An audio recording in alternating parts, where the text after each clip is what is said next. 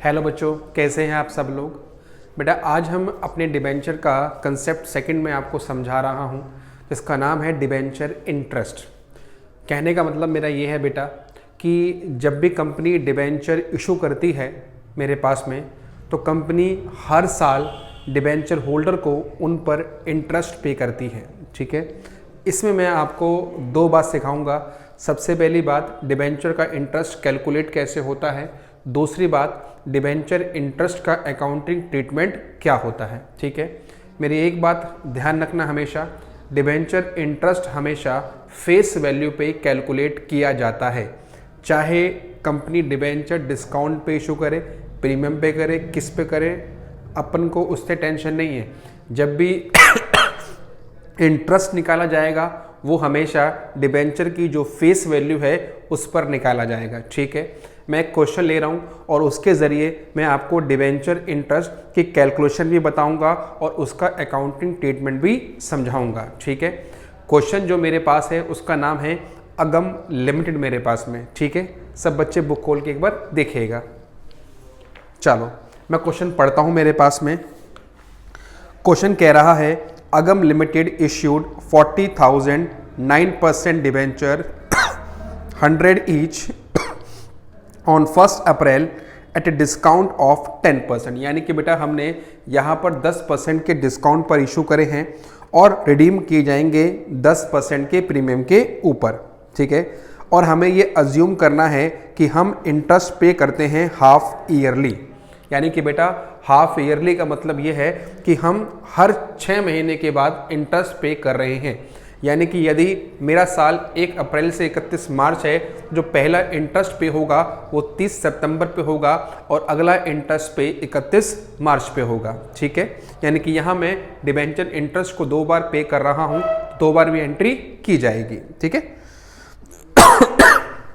यहाँ पर जो एंट्री आपको पास करनी है, क्वेश्चन कह रहा है give journal entry relating to debenture interest for the half year ended 31 March 22। यहाँ पर केवल डिबेंचर इंटरेस्ट की एंट्री बोली गई है, लेकिन मैं आपको जो मैंने पहली क्लास में कंसेप्ट बताया था, मैं यानी कि यहाँ पर इशू की एंट्री भी करूँगा और मैं यहाँ पर इंटरेस्ट की एंट्री भी आपको करके दिखाऊंगा। ठीक है, ताकि मैं पहले वाला कंसेप्ट भी आपको रिवाइज या रिकॉल करा सकूँ। ठीक है, let's see on the board. चलो, अगर मैं इशू की एंट्री पास करता तो पहली एंट्री क्या होती,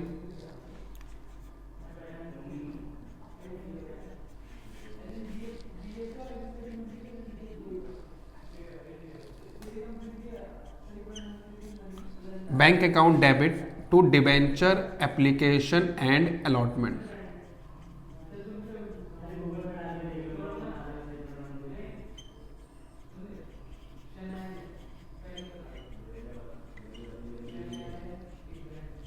बेटा हमने 40,000 डिबेंचर इशू करे हैं 10% के डिस्काउंट पे। यानी कि बेटा अगर 100 रुपये का है तो आपका 90 रुपये का हो गया, तो कितना आ गया 40,000 मल्टीप्लाई बाय 90,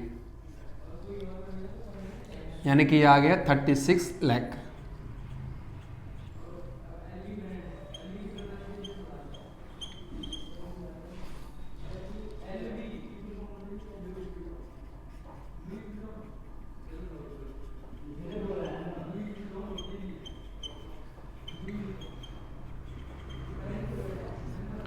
अगली एंट्री क्या होती थी वहां मेरे पास में,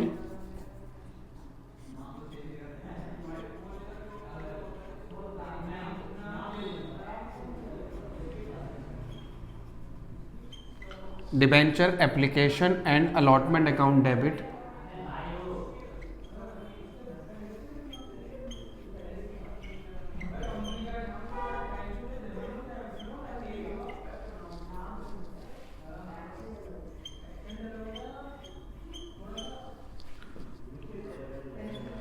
इनका नाम क्या है, इनका नाम है 9% डिबेंचर। यहाँ पे आती है face value that is 40 lakh और आपने इनको 10% एक्स्ट्रा देने का वादा करा है, that is premium on redemption of debenture.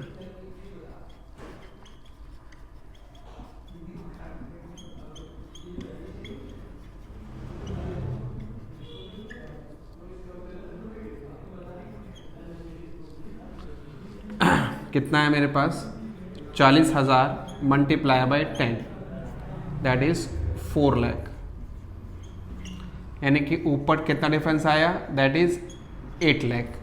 इसे क्या बोलेंगे, loss on issue of debenture.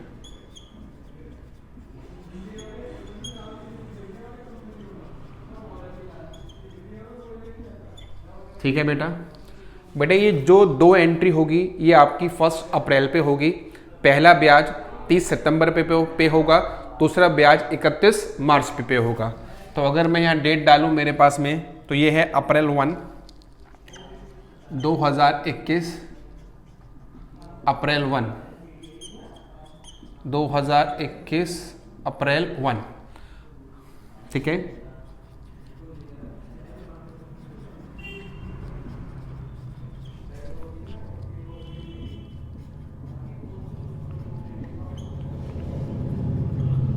Transfer to debenture account.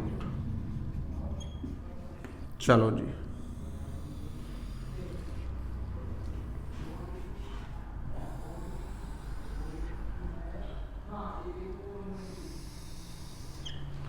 अब जो एंट्री होगी वो 2021 में सितंबर 30 पे होगी। तो पहली एंट्री ब्याज ड्यू करने की होगी, दूसरी एंट्री ब्याज को पे करने की होगी। तो पहली एंट्री ड्यू करने की क्या होती है, debenture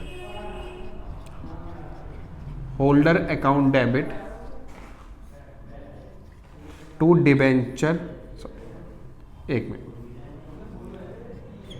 debenture interest account debit to debenture holder. चलो बेटा, अगर मैं देखूं मेरे पास 40,000 डिबेंचर है, 100 रुपये का एक, इट बिकम 40 लाख, और इनका नाम है 9% डिबेंचर।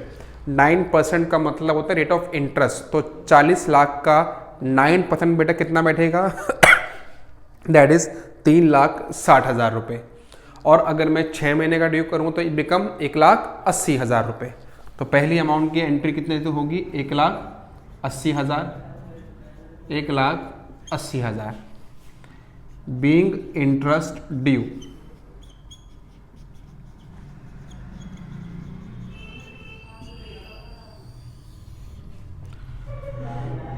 अगली debenture holder to bank, debenture holder account debit to bank account, that is same amount 1,80,000 और 1,80,000 बीइंग इंटरेस्ट पेड। ठीक है बेटा, ये दो एंट्री इश्यू ऑफ डिबेंचर की है, क्वेश्चन में मांगी नहीं गई, मैंने फिर भी करी है पिछला कंसेप्ट को रिकॉल करवाने के लिए।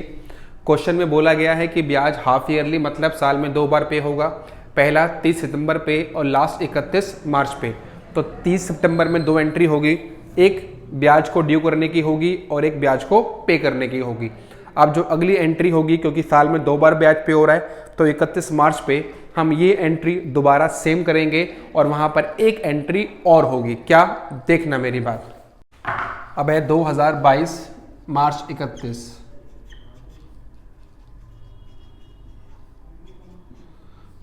साल में 2 बार ब्याज पे हो रहा है, तो ये सेकंड टाइम पे होगा। पहली एंट्री ड्यू करने की डिबेंचर इंटरेस्ट अकाउंट डेबिट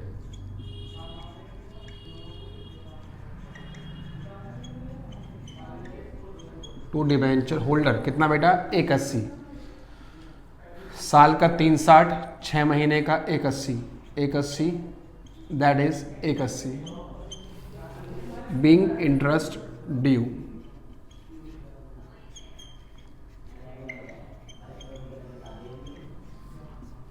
अगली same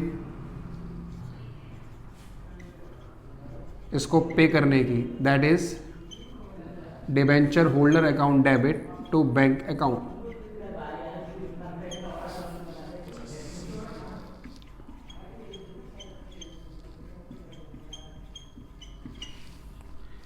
being interest paid.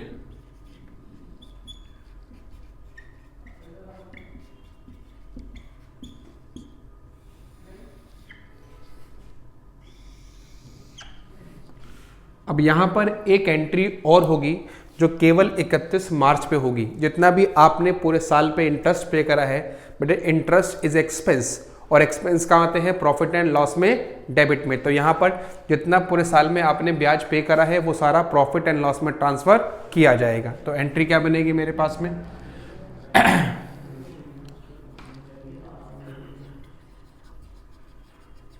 Statement of profit and loss account debit to debenture interest.